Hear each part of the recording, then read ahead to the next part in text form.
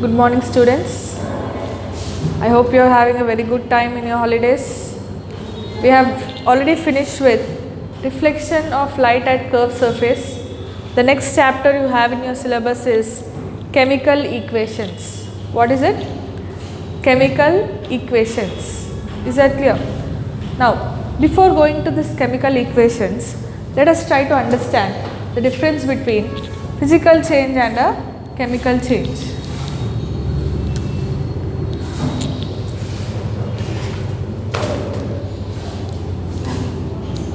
Let us understand the difference between physical change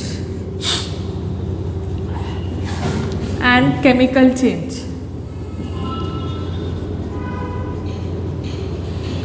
In physical change, generally no new substance is formed.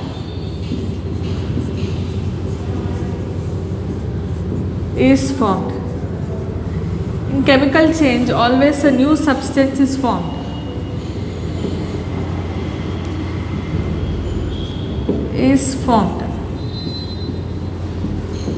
Here in physical change it is temporary change.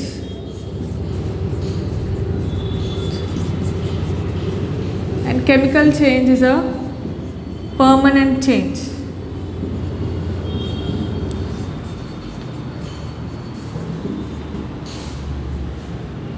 Right. Let us discuss some examples that are given in your textbook. Before going to that, let us take ice. Ice, if you keep it outside your fridge, what happens? Ice becomes water. And water, if you begin to heat water, what will happen? It will evaporate. So here, in all the three cases, the formula of water is H2O only. There is no change in the formula. Such type of changes are called physical change, where there is no new substance formed, but there is only a change in state. Sometimes it is color also. Right. What is chemical change? Always a new substance is formed and it is a permanent change and an irreversible change. Physical change is a reversible change. Now let us discuss some examples that are given in your textbook. Right. Process of digestion. In the digestion process, many juices are being, acids and juices will be added to your food. So this is a kind of chemical change. What about burning of crackers? The crackers material that you are using is reacting with oxygen and a new material is formed. So again it is a chemical change. Then process of respiration. In respiration also, oxygen is being added to the food and food gets digested. So it is a chemical change. What about powdered lime added to water? Whenever powdered lime is added to water, a new material called calcium hydroxide is formed. Okay, next is ripening of the mango. Raw mango is becoming sweet, right? So this is again a chemical change. Exposing iron nails to moisture in air for long period. When you expose iron nails to air and moisture, rust is formed. Again here rust is a new material which is different from iron. So all these are the examples of the chemical changes. Let us discuss some activities. In the very first activity, you have to take about 1 gram of quicklime in a beaker and add 10 ml of water to it. Take a beaker, take 10 ml of water in the beaker, add 1 gram of calcium oxide. This is called quicklime. Calcium oxide is also called as quicklime. Add 1 gram of it to 10 ml of water. So we will see the reaction that is happening.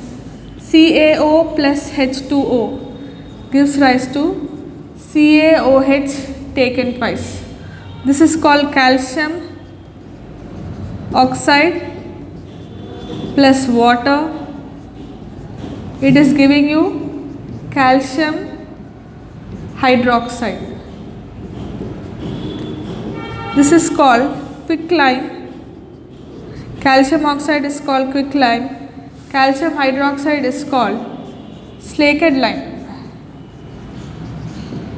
So quicklime, whenever you are adding to water, you are getting slaked lime. Also, if you touch the beaker, it will be warm because of the heat energy produced.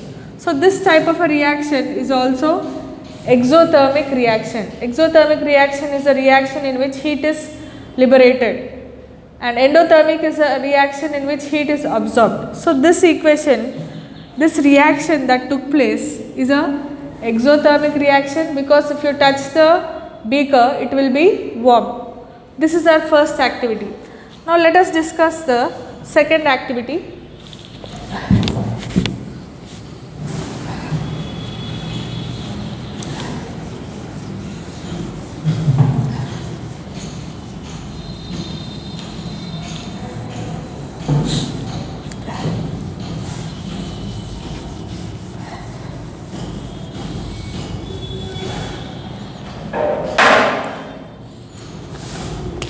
Second activity, take two beakers, take 100 ml of water in both the beakers, take a small quantity of sodium sulfate and add it to beaker 1, take a small quantity of barium chloride and add it to beaker 2. Sodium sulfate and barium chloride, these two are white color powders. If you add them in water, they become transparent. It appears to be transparent. So you are making solutions of sodium sulfate and you are making solution of barium chloride. Now take a third beaker, mix both, or you can do one thing. Directly you can add Na2SO4 solution to barium chloride solution. So whenever you are adding Na2SO4 solution to barium chloride solution, you get a precipitate which is barium sulfate plus sodium chloride. Okay, this is a precipitate. Precipitate is a solid that settles at the bottom, which does precipitate is a new substance that is formed here and it settles at the bottom. Here, whenever you are mixing two, you get a white precipitate of barium sulfate solution, plus you also get sodium chloride which appears to be dissolved in the water. So here a new substance is formed in the form of a precipitate. Let us discuss the third activity. Take a conical flask and add few zinc granules to it. The third activity, you are adding zinc granules, and add to the zinc granules, add 5 ml of hydrochloric acid. Whenever you add 5 ml of hydrochloric acid, a gas will be released. If you introduce the burning matchstick near to the glass, near to the conical flask, near to the gas, it will put off with a pop sound, indicating that the gas released is hydrogen gas. Here the reaction is zinc. When it is reacting with hydrochloric acid, you are getting zinc chloride plus hydrogen gas. Okay. Now here you can see that a gas is being released. All these three examples that we have discussed, right from the first example to third example, either a new substance is formed, a precipitate is formed, a gas is released, or what is happening? You are getting a reaction in which heat is being liberated. So in a chemical reaction, any one of these can take place. A gas may be released, a new substance may be formed, or it could be an exothermic reaction. Always a new material is being formed in all these examples. So these are the examples of chemical change.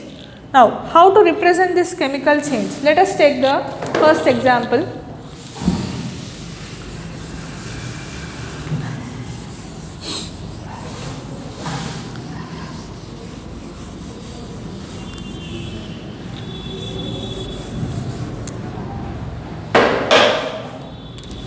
The first example, we were adding calcium oxide to water. You are getting calcium hydroxide. Here, the materials which are participating in the reaction are called reactants, and the new material that you get is product. Reactants and products are separated by the arrow mark. The direction of the arrow mark indicates the direction of the reaction, and if there are more reactants, you can put a plus sign and you can add here. Similarly, if there are more products, you can put a plus sign and you can add on the right side. Generally what you have on the left side are reactants. What you get, we write it on the right hand side as products. Now we have written the first reaction in this form, that is calcium oxide plus water plus calcium hydroxide. This is a small reaction and this is called word equation. What is it called? It is called word equation. Now for big reactions, writing word equation becomes too lengthy and it becomes too tedious. So instead of writing the word equation, there is another way of writing the chemical equation, that is by writing their formula. That is by writing their chemical formula. For example, here I can write calcium oxide as CaO plus water as H2O. What you got is calcium hydroxide, that I can write it as CaOH taken twice. So this kind of equation is this is called a chemical equation. This is called a chemical equation. Now what is the advantage of writing a chemical equation? By using chemical formula. Here you are unable to represent the atoms, but here in the chemical formula you can always represent the number of atoms. The subscript, this place, will indicate the number of atoms that are participating in the reaction. So this kind of equation is called a chemical equation. So it is always advantageous to write chemical equations using chemical formula because it becomes short. You can also make it more accurate by adding the number of atoms in the subscript place. This position is called subscript, down, right side down, whatever position it has got, that is called subscript place. Next we have about what balancing a chemical equation. You know that mass is neither created nor destroyed. If it disappears in one form, it reappears in another form. And you also know that atoms can be neither created nor destroyed. If they disappear in one form, they reappear in another form. So here, whatever is the mass of the product reactants, the total mass of the reactants must be equal to the total mass of the products. That is where you say the mass is conserved, or the law of conservation of mass exists. Okay. Now how to balance? We have to balance a chemical equation because of law of conservation of mass. So in this chapter now we shall learn how to balance a chemical equation. There are 4 steps to balance a chemical equation. Let us learn those 4 steps.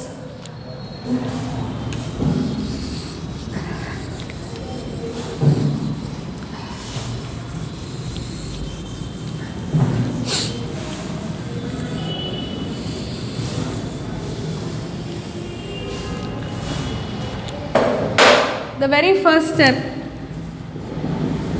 in balancing a chemical equation is write the chemical equation. Write the unbalanced chemical equation. Let us say I am writing H2 plus O2 gives rise to H2O. This is an unbalanced chemical equation. This is also called skeleton equation or skeletal equation. So the very first step is write the unbalanced chemical equation by using the chemical formula. That is the first step. In the next step, step 2. First write what all elements you have and write LHS and RHS. What all elements you have here? Hydrogen and oxygen. Count the number of atoms on LHS, 2 atoms. On RHS also it has got 2. Here oxygen has got 2, here it has got only 1. So here number of oxygens here is 2, number of oxygen here is 1. H2 plus O2 giving rise to H2O. So I'll add 2 here because there are 2 oxygen atoms here and there is only 1. I'll add 2 here. Now our number of oxygen atoms have become 2. But here the number of hydrogen atoms have become 4. So here there are only 2. So I'll add 2 here. Now hydrogen atoms also have become 4. Now it has become a balanced equation. Now always you have to add the atoms in the coefficient place. You cannot change the subscript place. For that, whenever you are writing a skeletal equation like this, you keep a box around this because you cannot change anything within the box. You can only change the number outside the box. So here you have added 2 and here you have added 2. That is, you can add only in the coefficient place. You cannot add anything in the subscript place, or you cannot change anything within the box. Okay, this is step 2. In step 3, we got this equation 2H2 plus O2 gives rise to 2H2O. See whether you can take any number common on the left hand side as well as right hand side so that you can cancel it. Here you cannot take any number in common. You have 2 here but you have 1 here. Here you have 2. So you cannot take any number common here. Okay. In step 4, verify whether the number of atoms on the left hand side are same as the number of atoms on the right hand side. Here hydrogen 2 into 2, 4 atoms. 2 into 2, 4 atoms. Right. Oxygen 2 atoms. 2 into 1, 2 atoms. So the equation is balanced. This is how we balance a chemical equation. Let us discuss another example. Combustion of propane. Our next example is combustion of propane.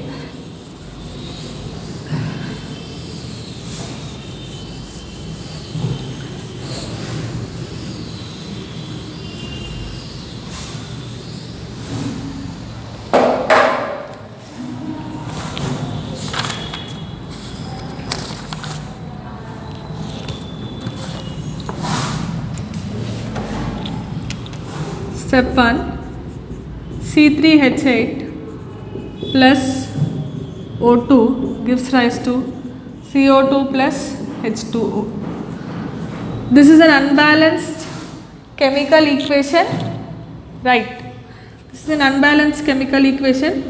This is called skeletal equation or skeleton equation. Skeletal or skeleton equation. Skeletal equation. Step 2. Write the element and number of atoms.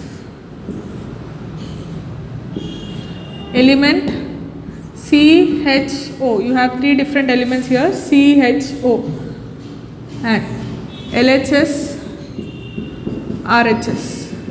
Number of carbon atoms on LHS 3. RHS only 1. Oxygen atoms 2 here, 3 here. Hydrogen atoms 8 here, 2 here.